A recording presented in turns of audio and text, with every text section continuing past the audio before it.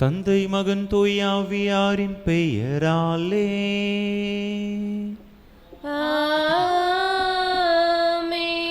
நம் ஆண்டவராகிய இயேசு கிறிஸ்துவின் அருளும் கடவுளின் அன்பும் தூய ஆவியாரின் நட்புறவும் உங்கள் அனைவரோடும் இருப்பதாக.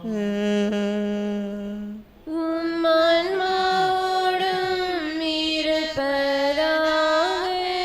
இயேசுவில் அன்பார்ந்த சகோதர சகோதரிகளே, செவ்வாய்க்கிழமை புனித அந்தோணியாருக்கு ஒப்பு கொடுக்கப்பட்ட நாள். இந்த நாள் எல்லாமே அந்தோணியாருடைய பரிந்துரை வேண்டி மன்றாடுவோம்.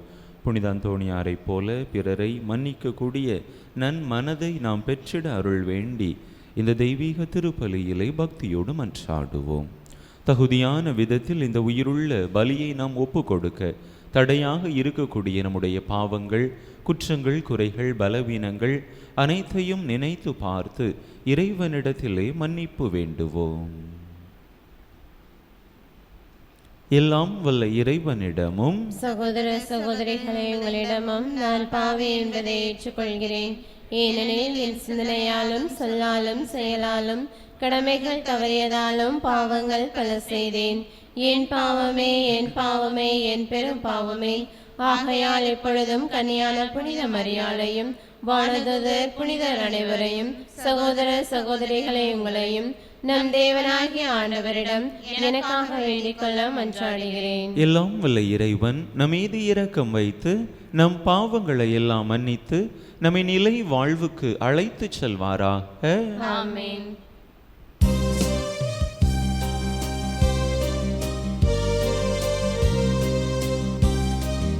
ஆண்டவரே இரக்கமாயிரும். ஆண்டவரே இரக்கமாயிரும். கிறிஸ்துவே இரக்கமாயிரும். கிறிஸ்துவே இரக்கமாயிரும். ஆண்டவரே இரக்கமாயிரும். ஆண்டவரே இரக்கமாயிரும். மன்றாடுவோமாக.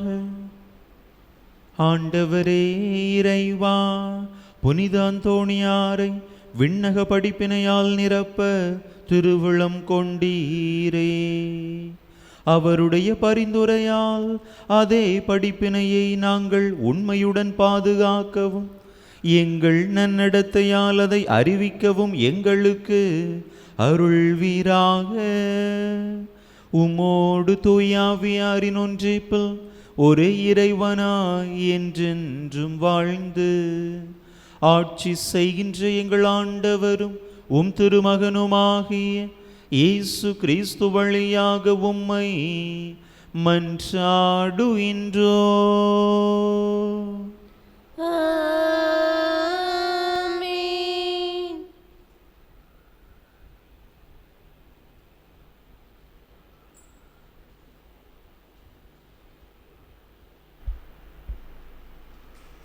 அரசர்கள் முதல் நூலிலிருந்து வாசகம். அதிகாரம் 21, இறை வார்த்தைகள் 17 முதல் 29 வரை. அந்நாட்களில் நாபோத்து இறந்த பின் திஸ்பேயரான எலியாவுக்கு ஆண்டவர் உரைத்த வாக்கு: நீ புறப்பட்டு சமேரியாவிலிருந்து ஆட்சி செய்யும் இஸ்ரேலரின் அரசன் ஆகாபை போய்ப்பார். அவன் நாபோத்தின் திராட்சை தோட்டத்தை தன் உடைமையாக்கி கொள்ள அங்கு போயிருக்கிறான். நீ அவனிடம் சொல்ல வேண்டியது: ஆண்டவர் இவ்வாறு கூறுகிறார், நீ கொலை செய்து கொள்ளையடித்திருக்கிறாய் இல்லையா? எனவே நீ அவனிடம் சொல்ல வேண்டியது: ஆண்டவர் இவ்வாறு கூறுகிறார், நாய்கள் நாபோத்தின் இரத்தத்தை நக்கிய அதே இடத்தில் அவை உனது இரத்தத்தையும் நக்கும்.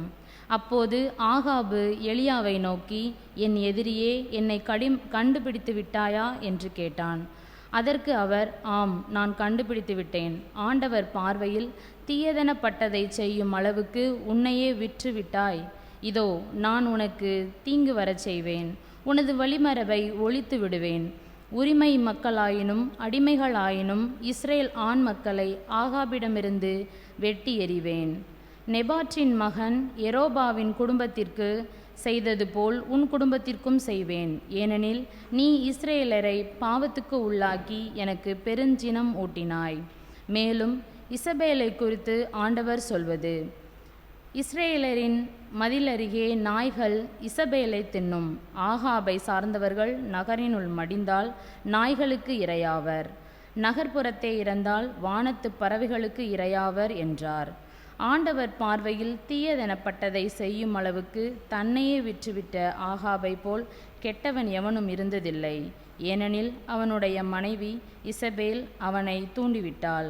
மேலும் இஸ்ரேல் மக்கள் முன்னிலையிலிருந்து ஆண்டவர் விரட்டியடித்த எமோரியர் செய்து கொண்ட சிலைகளை எல்லாம் வழிபடும் அளவுக்கு அவன் மிகவும் இழிவாக நடந்து கொண்டான். அச்சொற்களை ஆகாபு கேட்டவுடன் ஆடைகளை கிழித்து கொண்டு வெற்றுடல் மீது சாக்கு உடை உடுத்தி நோன்பு காத்து சாக்கு துணி மீது படுத்தான். பணிவோடு நடந்து கொண்டான். அப்பொழுது திஸ்பேயரான எலியாவுக்கு ஆண்டவர் உரைத்த வாக்கு: என் திருமுன் ஆகாபு என்னை தாழ்த்தி கொண்டதை கண்டாயன்றோ? அவன் என் திருமுன் தன்னை தாழ்த்தி கொண்டதால் நான் அவன் வாழ்நாட்களின் போது தீமை வரச் செய்யாமல் அவனுடைய மகனது வாழ்நாட்களின் போது அவனுடைய குடும்பத்தார் மேல் தீமை விழச் செய்வேன். ஆண்டவர் வழங்கும் அருள்வாக்கு. இறைவனுக்கு நன்றி. பல்லவி. கடவுளே உமது பேரன்பிற்கேற்ப எனக்கு இரங்கும். கடவுளே உமது பேரன்பிற்கேற்ப எனக்கு இரங்கும். கடவுளே உமது பேரன்பிற்கேற்ப எனக்கு இரங்கும்.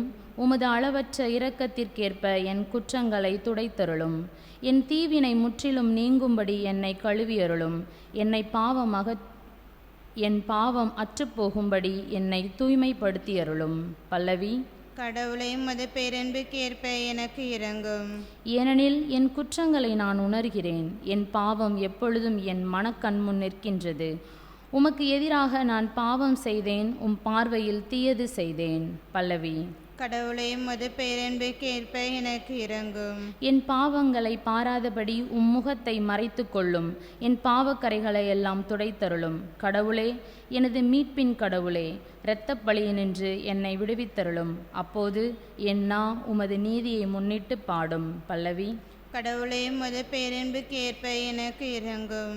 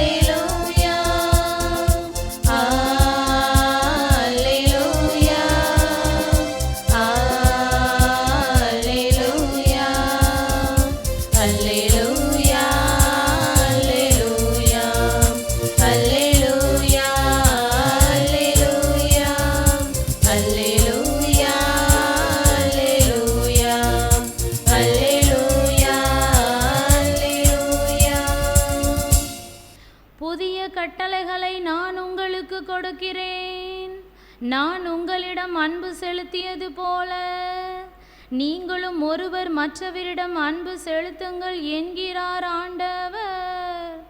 அல்லேலூயா.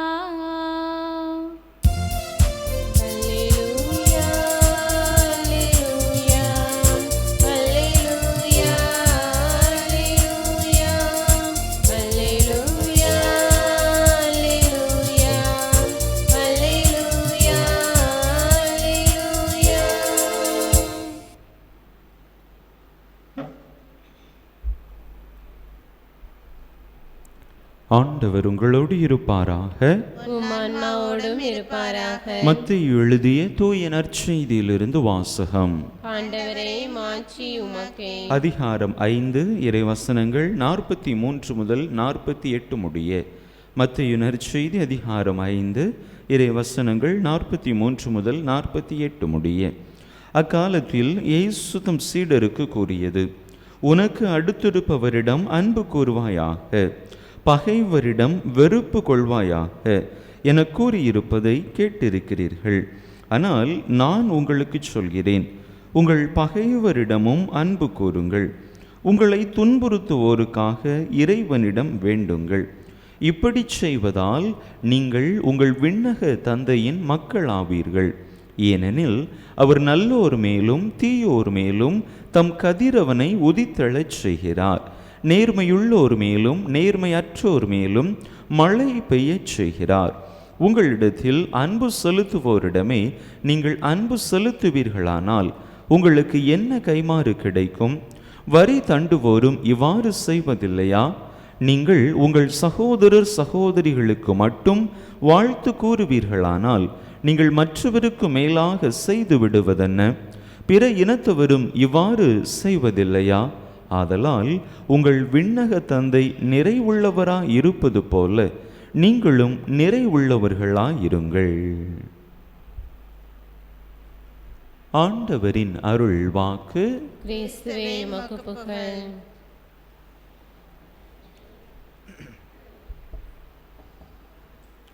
இயேசுவில் அன்பார்ந்த சகோதர சகோதரிகளே, ஆண்டவருடைய மலை பொழிவு போதனையானது தொடர்கிறது. இந்த மலை பொழிவிலே நம்முடைய மனித வாழ்க்கைக்கு தேவையான பல நல்ல காரியங்களை ஆண்டவர் நம்மோடு பகிர்ந்து கொள்கிறார். அந்த வகையில் இன்றைய நற்செய்தியில் ஆண்டவர் நம்மோடு பகிர்ந்து கொள்ளக்கூடிய செய்தியும் நம்முடைய வாழ்வுக்கு மிகவும் தேவையான ஒன்றாக இருக்கின்றது. பல நேரங்களில் நம்முடைய வாழ்க்கையிலே நாம் மற்றவர்கள் மீது அதிகமாக வெறுப்பு கொள்கிறோம். அதிலும் குறிப்பாக யார் யார் நமக்கு எதிராக செயல்படுகிறார்களோ, யார் யாருடைய சிந்தனை நம்முடைய சிந்தனைகளோடு ஒத்து வரவில்லையோ, ஒரு பொது கூட்டத்தில் பேசுகின்ற பொழுது யார் நம்முடைய கருத்துக்கு மறுப்பு கருத்து கூறுகிறாரோ, இப்படிப்பட்ட மனிதர்கள் மீது இயல்பாகவே நமக்கு வெறுப்பு தோன்றுகின்றது. என் பேச்சு கேட்க மாட்டேங்கிறான், நான் ஒரு கருத்து சொன்னால் அவன் ஒரு கருத்து சொல்கிறான், என்ன நினச்சிட்டு இருக்கிறான் மனசில் என்று இந்த சின்ன சின்ன செயல்பாடுகள் நம்முடைய மனதிலே பெரிய அளவிலான வெறுப்புக்கு காரணமாகி விடுகிறது. சிறிய அளவில் சிறிய உரையாடலில் தோன்றுகின்ற இந்த வெறுப்பு நாளடைவில் பெரிய அளவிலான உறவு விரிசலுக்கு காரணமாக அமைந்து விடுகிறது.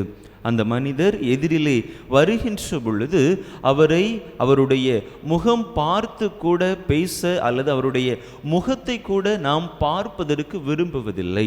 தலையை கீழே குனிந்துவிட்டு சென்று விடுவோம் அல்லது நம்முடைய வந்த பாதையிலேயே திரும்பி சென்று விடுவோம். இவன் முகத்தில் முழிக்கிறதுக்கு நான் வேற பாதையில் போயிடுவேன் என்று கூட நாம் நம்முடைய மனதிலே நினைத்து கொண்டு செயல்படுவதுண்டு. அன்பு மக்களே, ஒரு சாதாரண காரியம் எவ்வளவு பெரிய ஒரு சங்கடத்தை நம்முடைய வாழ்க்கையிலே ஏற்படுத்துகின்றது.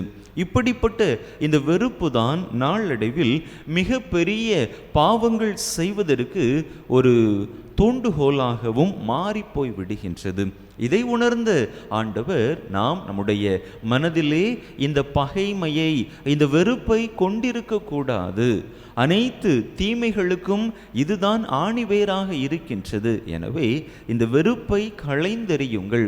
உங்களுடைய பகைவர்களை யார் மீதெல்லாம் நீங்கள் வெறுப்பு கொண்டிருக்கிறீர்களோ, யாரை நினைத்தால் யாரை பார்த்தால் உங்களுக்கு கோபம் வருகிறதோ, அந்த பகைவர்களை நீங்கள் அன்பு செய்யுங்கள் என்று ஒரு புதிய ஒரு சிந்தனையை ஆண்டவர் நமக்கு கொடுக்கின்றார். பல நேரங்களில் நம்முடைய உறவுகளை, சொந்தக்காரர்களையே நாம் அன்பு செய்வதில்லை. இந்த சூழ்நிலையில் நம்முடைய எதிரிகளை, நம்முடைய பகைவர்களை அன்பு செய்யுங்கள் என்று ஆண்டவர் சொல்கிறாரே என்று நாம் நிச்சயமாக கேட்க முடியும். அன்பு மக்களே, அப்படிப்பட்ட அந்த ஒரு சவால் மிகுந்த அழைப்பு தான் நம்முடைய கிறிஸ்தவ வாழ்வினுடைய அழைப்பு. அதனை நம்முடைய வாழ்க்கையிலே நாம் கடைபிடிக்க ஆரம்பிக்கிற பொழுது நிச்சயமாக நம்முடைய வாழ்விலும் நமக்கு அடுத்திருப்பவராக அல்லது நம்முடைய பகைவராக நாம் கருதக்கூடிய அந்த மனிதர்களுடைய வாழ்க்கையிலும் அது பெரிய அளவிலான மாற்றத்தை கொண்டு வரும். எனவே நம்முடைய வாழ்க்கையிலே நம்முடைய மனதில் காணப்படக்கூடிய வெறுப்பு உணர்வுகள், தேவையற்ற சிந்தனைகள், மற்றவர்களை குறித்த வைராக்கிய உணர்வுகள் அனைத்தையும் விட்டுவிட்டு அவர்களோடு நல்ல உறவை ஏற்படுத்தி கொள்ள, முழு மனதோடு அவர்களை அன்பு செய்ய முடியாவிட்டால் அவர்களுக்காக இறைவனிடத்தில் ஜெபிப்பதற்காவது நாம் கற்றுக்கொள்வோம். ஆங்கில பழமொழி ஒன்று உண்டு, மன்னிப்பை விட உயர்ந்த அல்லது சிறந்த பழிவாங்கக்கூடிய முறை ஒன்றும் இல்லை என்று அந்த ஆங்கில பழமொழியானது இருக்கிறது. ஒருத்தங்களை நம்ம மன்னிச்சிட்டோம், அன்பு செஞ்சிட்டோம், நம்முடைய பகைவராக இருந்தாலும் நமக்கு எதிராக செயல்பட்டாலும் கூட அவர்களுக்கு நாம் இரக்கம் காட்டுகிற பொழுது, மன்னிப்பு காட்டுகிற பொழுது, அதுதான் நாம் அவர்களுக்கு கொடுக்கக்கூடிய பெரிய தண்டனை, அதுதான் நாம் அவர்களை பழிவாங்கக்கூடிய முறை. அதை விட்டுவிட்டு அவர்கள் செய்த தீங்குக்கு இணையான தீங்கை நாமும் செய்வது சரியான அணுகுமுறை அல்ல என்பது அந்த ஆங்கில பழமொழியாக இருக்கின்றது. அன்பு மக்களே, ஆண்டவர் வெறுமனே வார்த்தையால் தன்னுடைய போதனையை நிறுத்தி கொள்ளவில்லை. தன்னுடைய போதனையை தன்னுடைய செயல்களால் இந்த உலகிற்கு அவர் எண்பித்து காட்டினார். சிலுவையிலே தொங்கிக் கொண்டிருந்த பொழுது அவருக்கு தீங்கு இழைத்தவர்களை, அவருடைய எதிரிகளை சிலுவையில் அறைந்து கொன்ற அந்த கயவர்களை இறுதி நேரத்தில் தான் சிலுவையில் இறக்கக்கூடிய அந்த நேரத்திலே, ஆண்டவரே, தந்தையே, இவர்கள் தெரியாமல் செய்கிறார்கள், இவர்களை மன்னியும் என்று சொல்லி கடைசி நேரத்திலும் கூட தன்னுடைய பகைவர்களை மன்னித்து தன்னுடைய போதனைக்கு உயிரோட்டம் ஊட்டியவர் தான் நம்முடைய ஆண்டவர். அன்பு மக்களே, நாமும் நம்முடைய வாழ்க்கையிலே இப்படிப்பட்ட மனநிலை உடையவர்களாக நம்முடைய பகைவர்களையும் முழு மனதோடு அன்பு செய்யக்கூடியவர்களாக வாழ வளர முயற்சி செய்வோம். நம்முடைய அறிவால் சிந்திக்காமல் நம்முடைய அன்பால் சிந்தனை செய்பவர்களாக இருப்போம். நம்முடைய அறிவு பல நேரங்களில் கடந்த காலத்தை சிந்திக்க வைத்து, கடந்த காலத்தில் நாம் அனுபவித்த அந்த துயரத்தை நமக்கு நினைவூட்டி நம்முடைய வெறுப்பை இன்னும் அதிகரிக்க செய்யும். அதே நேரத்தில் நம்முடைய அன்பு உணர்வு அந்த கடந்த கால கசப்பு அனுபவத்தை மறக்க செய்து அந்த நபரோடு நல்ல உறவை ஏற்படுத்தி கொள்ள அது உதவும். அதைத்தான் பவுலடிகளார் அருமையாக சொல்லுவார். கொரிந்தியருக்கு எழுதிய முதல் திருமடல் 8வது அதிகாரம் முதல் வசனத்திலே அருமையாக சொல்லுவார், அறிவு இருமாப்படைய செய்யும், ஆனால் அன்பு உறவை வளர்க்கும் என்று சொல்லுவார். நாம் அப்படிப்பட்ட அன்புறவை கொண்டவர்களாக நம்முடைய பகைவர்களையும் நமக்கு எதிராக செயல்படுபவர்களையும் முழு மனதோடு மன்னிக்கக்கூடிய, அவர்களை ஏற்று அன்பு செய்யக்கூடிய நல்ல மனப்பக்குவத்தை நாம் பெற்றுக்கொள்ள தேவையான இறையருள் வேண்டி இந்த திருப்பலியிலே தொடர்ந்து மன்றாடுவோம். ஆமென்.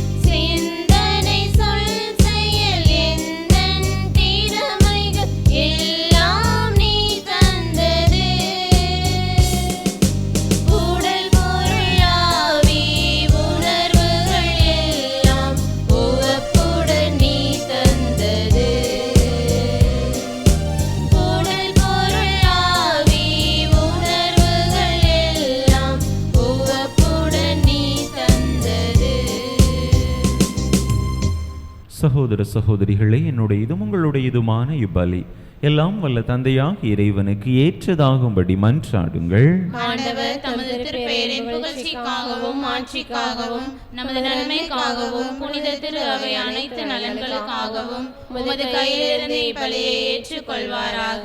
ஆண்டவரே, தூய மறை நிகழ்வுகளை கொண்டாடும் நாங்கள் உம்மை வேண்டுகின்றோம்.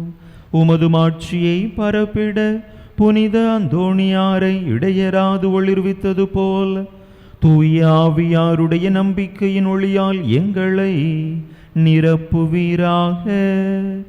எங்கள் ஆண்டவராகிய கிறிஸ்து வழியாக உம்மை மன்றாடுகின்றோம்.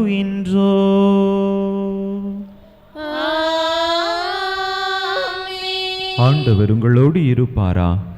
உம்மான்மாவோடும் இருப்பாராக. இதயங்களை மேலே எழுப்புங்கள். ஆண்டவரிடம் எழுப்பியுள்ளோம். நம் இறைவனாகிய ஆண்டவருக்கு நன்றி கூறுவோம். அதுவே தகுதியும் நீதியும் ஆனதே.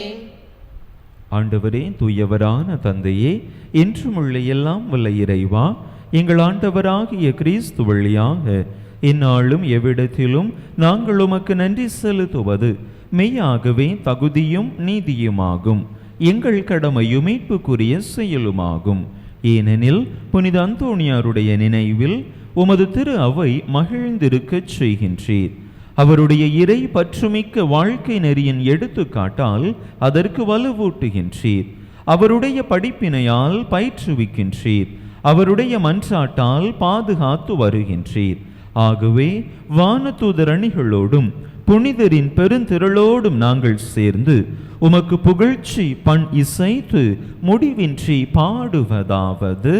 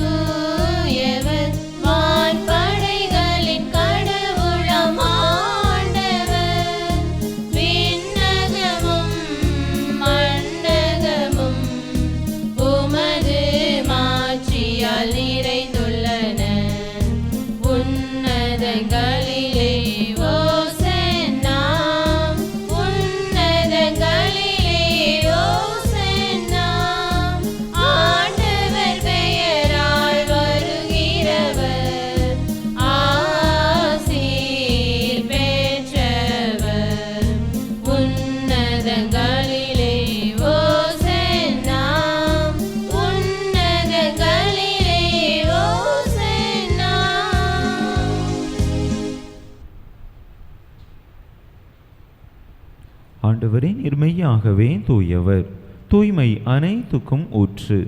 ஆகவே உம்முடைய ஆவியை பொழிந்து இக்காணிக்கைகளை தூய்மைப்படுத்த உம்மை வேண்டுகின்றோம். இவ்வாறு எங்கள் ஆண்டவர் இயேசு கிறிஸ்துவின் உடலும் இரத்தமுமாக எங்களுக்கு இவை மாறுவனவாக.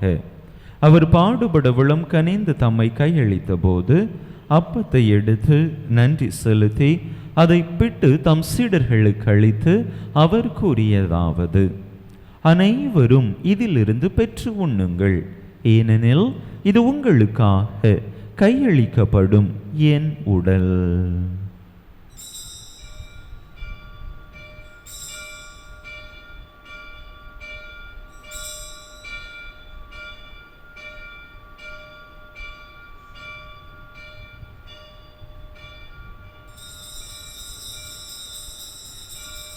அவ்வண்ணமே இரவு விருந்து அருந்திய பின் கிண்ணத்தையும் எடுத்து மீண்டும் உமக்கு நன்றி கூறி தம் சீடர்களுக்கு அளித்து அவர் கூறியதாவது: அனைவரும் இதிலிருந்து பெற்று பருகுங்கள்.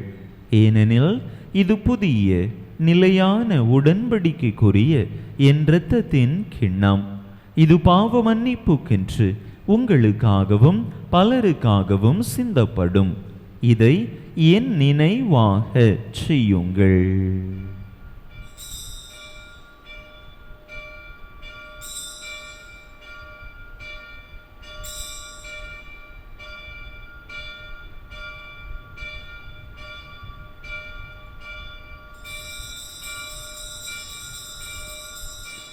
நம்பிக்கையின் மறைபொருள்.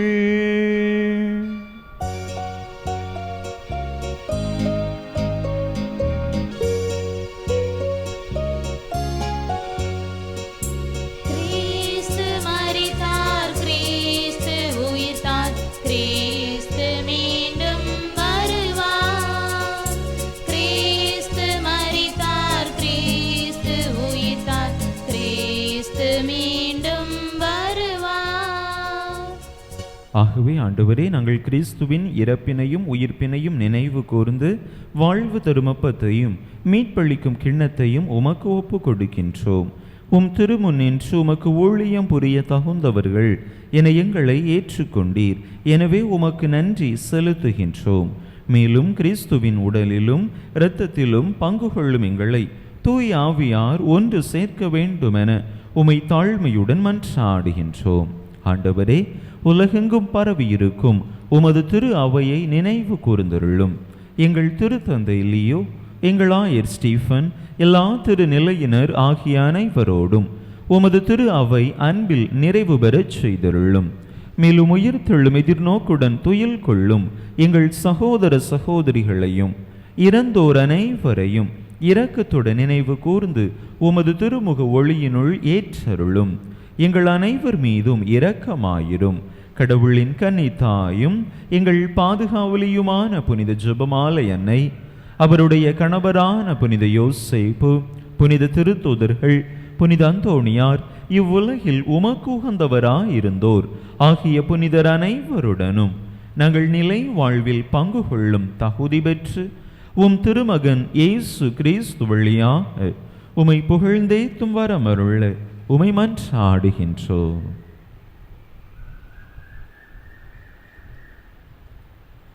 இவர் வழியாக இவரோடு இவரில் எல்லாம் வல்ல இறைவனாகிய தந்தையே, தூய ஆவியாரின் ஒன்றிப்பில் எல்லா புகழும் மாட்சியோ என்றென்றும் உமக்கு உரியதே.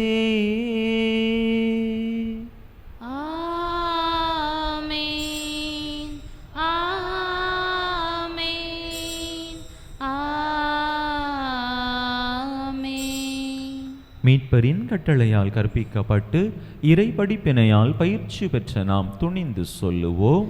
விண்ணுலகில் இருக்கிற எங்கள் தந்தையே, உமது பெயர் தூயது என போற்ற பெறுக. உமது ஆட்சி வருக. உமது திருவுளம் விண்ணுலகில் நிறைவேறுவது போல மண்ணுலகிலும் நிறைவேறுக. எங்கள் அன்றாட உணவை இன்று எங்களுக்கு தாரும். எங்களுக்கு எதிராக குற்றம் செய்வோரை நாங்கள் மன்னிப்பது போல எங்கள் குற்றங்களை மன்னியும். எங்களை சோதனைக்கு உட்படுத்தாதையும், தீமையிலிருந்து எங்களை விடுவித்தருளும். ஆண்டவரே, தீமை அனைத்திலிருந்தும் எங்களை விடுவித்து எங்கள் வாழ்நாளில் அமைதியை கனிவுடன் அருள உமை மன்றாடுகின்றோம். உமது இரக்கத்தின் உதவியால் நாங்கள் பாவத்திலிருந்து எப்போதும் விடுதலை பெற்று யாதொரு கலக்கமுமின்றி நலமாய் இருப்போமாக. நாங்கள் எதிர்நோக்கி இருக்கும் பேரின்பத்துக்காகவும் மீட்பராகிய இயேசு கிறிஸ்துவின் வருகைக்காகவும் காத்திருக்கின்றோம். ஏனெனில் ஆட்சியும் வல்லமையும் ஆட்சியும் என்றென்றும் உமதே. ஆண்டவரே இயேசு கிறிஸ்துவே, அமைதியை உங்களுக்கு விட்டுச் சொல்கின்றேன், என் அமைதியை உங்களுக்கு அளிக்கின்றேன் என்றும் திருத்தூதர்களுக்கு மொழிந்தீரே. எங்கள் பாவங்களை பாராமல் உமது திரு அவையின் நம்பிக்கையை கண்ணோக்கி உமது திருவுளத்துக்கு ஏற்ப அதற்கு அமைதியையும் ஒற்றுமையையும் அளித்தருள்வீராக. என்றென்றும் வாழ்ந்து ஆட்சி செய்கின்றவர் நீரே. ஆண்டவருடைய அமைதி உங்கள் அனைவரோடும் என்றும் இருப்பதாக. ஒருவருக்கொருவர் கிறிஸ்து வழங்கும் அமைதியை பகிர்ந்து கொள்வோம்.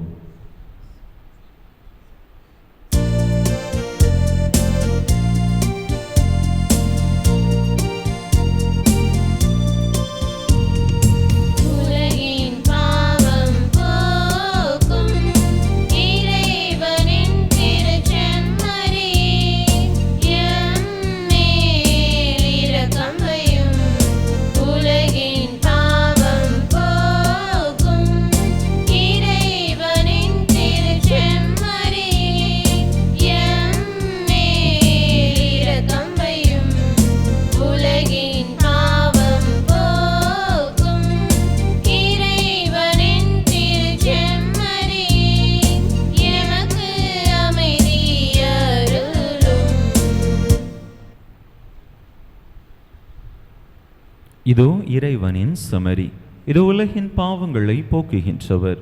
இந்த செமரியின் திருவிருந்துக்கு அழைக்க பெற்றுள்ள நாம் பேறு பெற்றோர். ஆண்டவரே, நீர் என் இல்லத்தில் எழுந்தருளி வர நான் தகுதியற்றவள். ஆனால் ஒரு வார்த்தை மட்டும் சொல்லியருளும், எனது ஆன்மா நலமடையும்.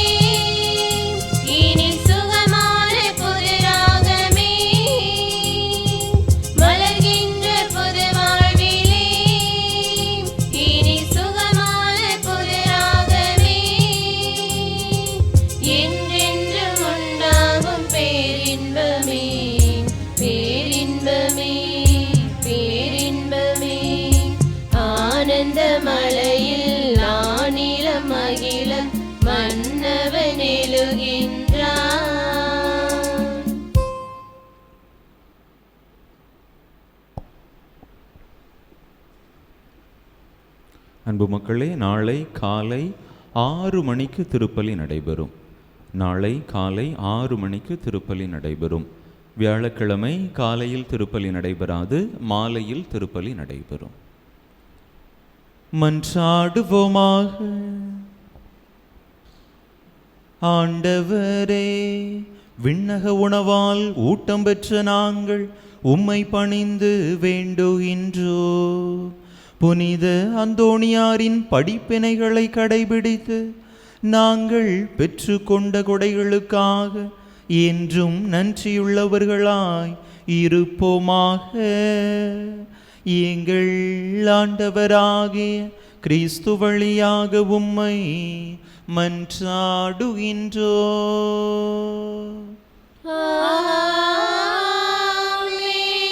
ஆண்டவர் உங்களோடு இருப்பாராக.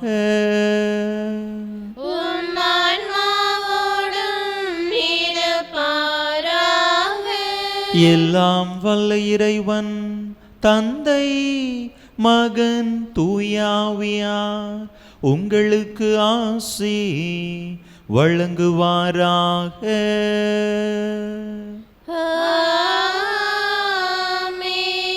இறையாசிரை நிறைவாக பெற்றவர்களாக சென்று வாருங்கள், திருப்பலி நிறைவேறிற்று.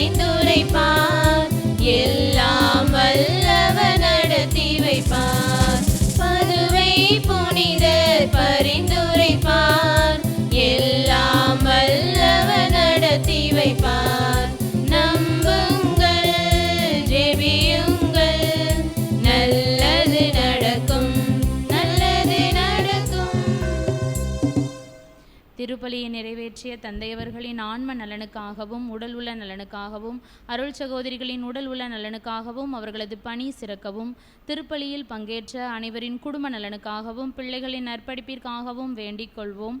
விண்ணுலகில் இருக்கிற எங்கள் தந்தையே, உமது பெயர் தூயது என போற்ற பெருக, உமது ஆட்சி வருக, உமது திருவுளம் விண்ணுலகில் நிறைவேறுவது போல மண்ணுலகிலும் நிறைவேறுக. எங்கள் அன்றாட உணவை இன்று எங்களுக்கு தாரும். எங்களுக்கு எதிராக குற்றம் செய்வோரை நாங்கள் மன்னிப்பது போல எங்கள் குற்றங்களை மன்னியும். எங்களை சோதனைக்குட்படுத்தாதையும் தீமையிலிருந்து எங்களை விடுவித்தருளும். அருள் நிறைந்த மரியே வாழ்க, ஆண்டவர் உம்முடனே, பெண்களுக்குள் ஆசிர்வதிக்கப்பட்டவர் நீரே, உம்முடைய திருவயிற்றின் கனியாகிய இயேசுவும் ஆசி பெற்றவரே. புனித மரியே, இறைவனின் தாயே, பாவிகளாக இருக்கின்ற எங்களுக்காக இப்பொழுதும் எங்கள் இறப்பின் வேலை மெண்டிக் கொள்ளும். ஆமீன். தந்தைக்கும் மகனுக்கும் தூய ஆவிக்கும் மாட்சிமை உண்டாவதாக. தொடக்கத்தில் இருந்தது போல இப்பொழுதும் எப்பொழுதும் என்றென்றும் இருப்பதாக. ஆமீன். புனித ஜெபமாலை அன்னையே, எங்களுக்காக வேண்டிக் கொள்ளும். புனித ஜெபமாலை அன்னையே, எங்களுக்காக வேண்டிக் கொள்ளும். புனித ஜெபமாலை அன்னையே, எங்களுக்காக வேண்டிக் கொள்ளும். புனித அந்தோணியாரே, எங்களுக்காக வேண்டிக் கொள்ளும். நிலையான புகழுக்குரிய தூய இறை நற்கருணைக்கு எல்லா காலமும் ஆராதனையும் புகழும் போற்றியும் மாட்சிமையும் உண்டாக கடவது. தந்தை மகன் தூய ஆவியாரின் பெயராலே ஆமென்.